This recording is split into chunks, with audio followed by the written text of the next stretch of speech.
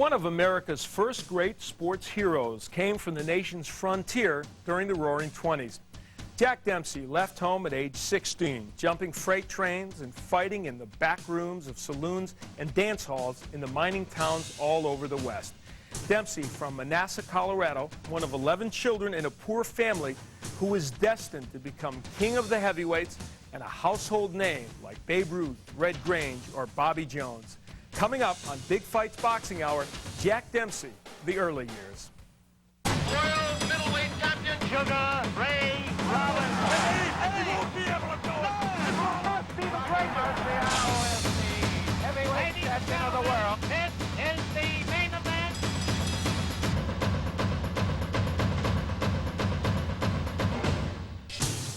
Hi, everybody. I'm Al Bernstein, and welcome to Big Fights Boxing Hour. This time around, we're looking at Jack Dempsey, the early years. Not the very early years when he was still called Kid Blackie. No, the Jack Dempsey we're looking at is definitely the Manassas Mauler. How did Dempsey measure up to heavyweight champion Jess Willard in 1919? Well, he was 60 pounds lighter and 5 inches shorter, but it appeared he had much more heart. Dempsey was 24 years old, 13 years younger than Willard. The fight we're about to see is Dempsey's challenge of Willard in Toledo, Ohio on July 4th, 1919. Willard was the reluctant heavyweight champion who had dethroned Jack Johnson in Havana, Cuba in 1915.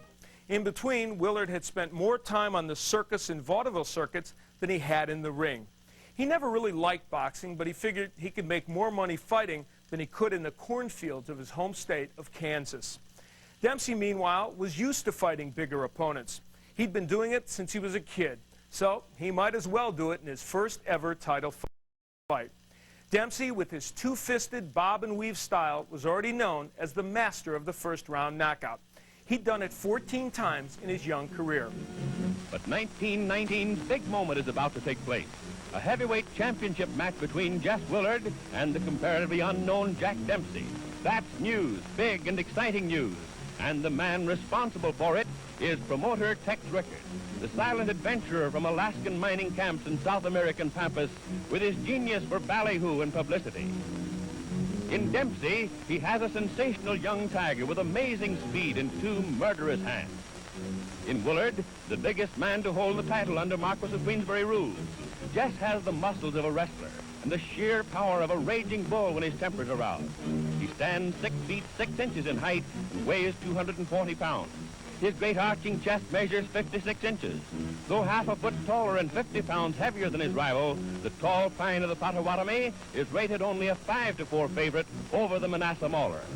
Let's go to Toledo, Ohio, on the shore of the Maumee Bay for Jess Willard versus Jack Dempsey on Independence Day, 1919. 70,000 spectators pack around the ring in the blistering sunshine. The championship belt of gold and silk is paraded for all to see, symbol of every heavyweight king from John L. to Willard himself. Gloves have been brought out now and fitted to their big-boned hands. The referee, Ollie Picord, calls Willard and Dempsey from their corners for instruction. Now you can see what a difference there is in their size. Though a great athlete, the bronze challenger seems almost puny next to the giant he's about to fight. They listen quietly, almost without interest, to a story they know by heart.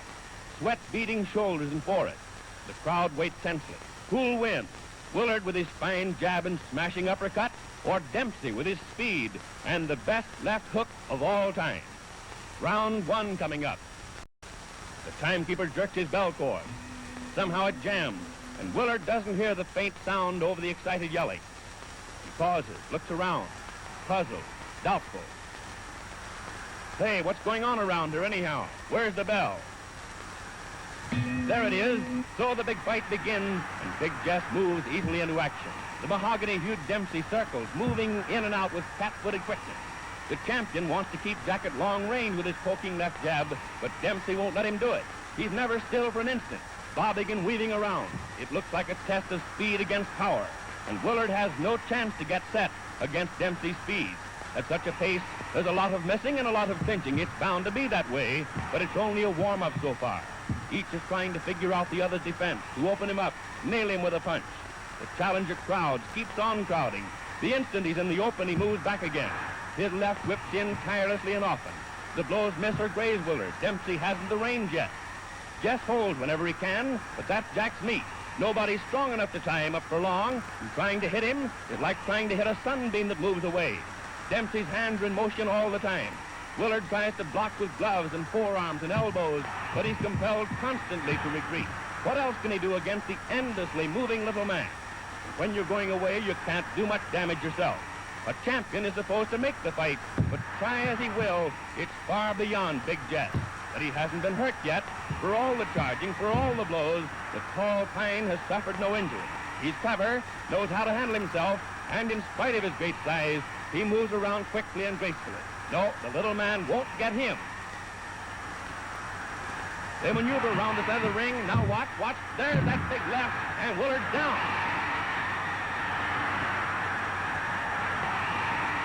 Up, sure he's up. Dempsey heard him along the rope, beating away with both hands. There's that back again, and Willard's on the floor for the second time. The champion's dazed, groggy, but he's game. He's up again. The fist drumming on him. And down he goes. Falls along the floor like a wounded animal, crouching with his back half turned as he arrives. The mauler overwhelms him with a hysterical burst of fury that sends him to the floor for the fourth time. Dempsey stands over the stricken man, his fist cracked. The instant Willard's knees are off the floor, Jack's at him again. Jess is wide open. He has absolutely no defense. And he hits the deck again. Courage, just plain courage, instinct, whatever it is, flings him blind and staggering up to his feet.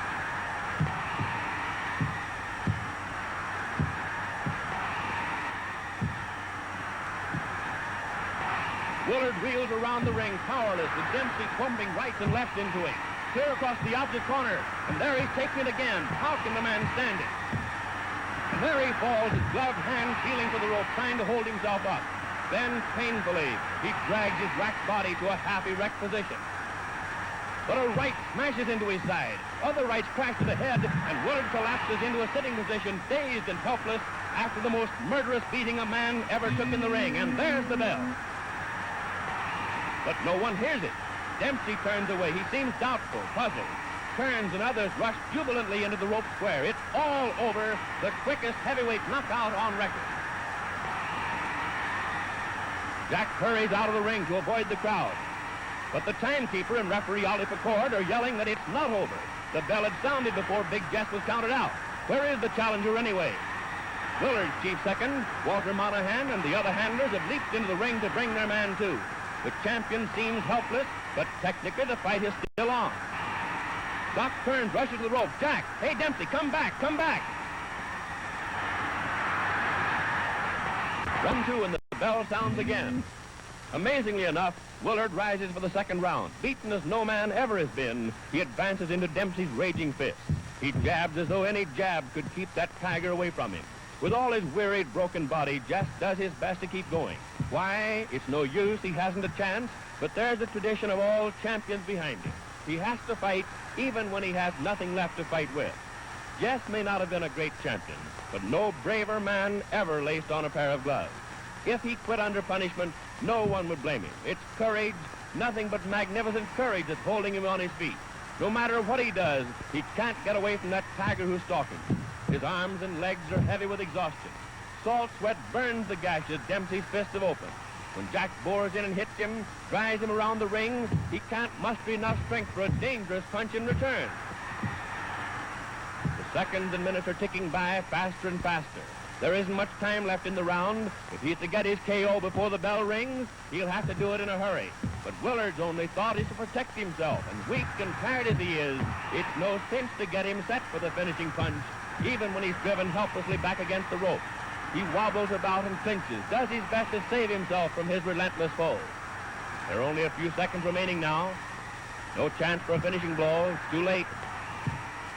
Mauler spins the champion around out there in the center of the ring. But there's the bell, and referee Picord sends his men to the corner. At Invesco, we know if you can beat these guys, you know you're old school. this is ESPN Classic.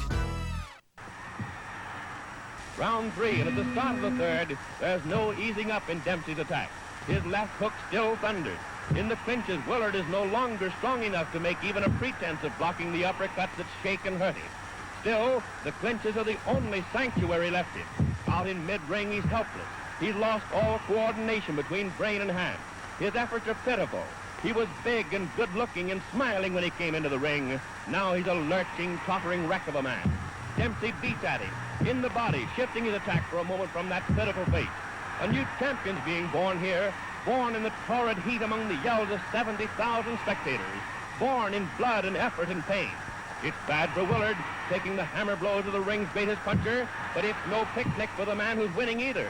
His lungs strain, his heart beats in his throat, his arms are like lead, but still he carries on that deadly attack. He pours leather at the giant who should have gone down long ago, who would have gone down, but for the heart of a lion and the endurance of a buffalo. Even the spectators are beginning to flinch at the sight. This is no fight, it's a slaughter, a massacre. Big Jess has no more chance than a babe in arms. Look at the heavyweight champion of the world. His face is pounded almost to a pulp. His tired, dazed eyes peer through a mask of blood. It's dripped down over his body, stained his trunk, spotted his legs. Even Dempsey's smeared with the sanguinary fluid. Each time the Mauler goes into the clinch, he gets more of it. Why doesn't the referee stop it? Why? But Ollie Picord comes from the old school. There's only one way for a champion to finish, they say, and that's on his back.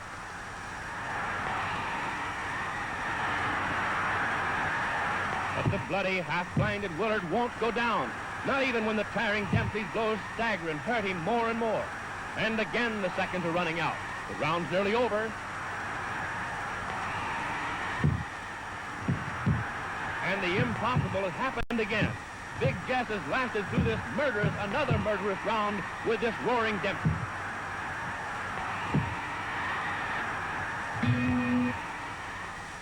Now coming up for round 4, but Willard can't come out for the 4th round. His nose and cheekbone are fractured, ribs broken, half a dozen teeth knocked out, and he's hardly strength enough to rise and shake hands with his conqueror.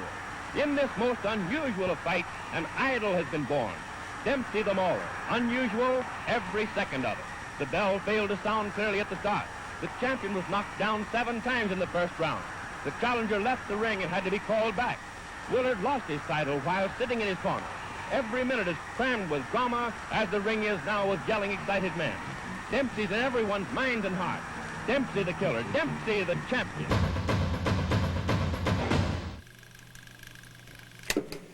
The beating Jess Willard took from the new champion Jack Dempsey was among the worst ever seen in a heavyweight title fight. Willard hit the canvas 7 times in the first round, and he would later claim that Dempsey used loaded gloves. By loaded, he meant Dempsey had put hardened plaster of Paris underneath, a charge that Dempsey denied for the rest of his life. For years after this fight, Willard refused to shake Dempsey's hand, even for money. Dempsey's confidence going into the fight was well-founded. He had heard that Willard hadn't been fighting much and that he'd been drinking a lot. Willard thought he could shake Dempsey with little effort, so he barely trained for this fight. The victory at Toledo meant that Jack Dempsey was on his way. It also meant that Jack Kearns, a con man from the Alaskan goldfields who had spotted Dempsey in Oakland in 1917, had made the right move in backing the Manasseh Mauler. Few would forget the sight of the bloodied Willard being helped out of his corner after losing the fight. And few would forget the ferocity of Jack Dempsey, the new heavyweight champion. When we return, Jack Dempsey faces the French challenger, Georges Carpentier, when Big Fights Boxing Hour continues. I think this works.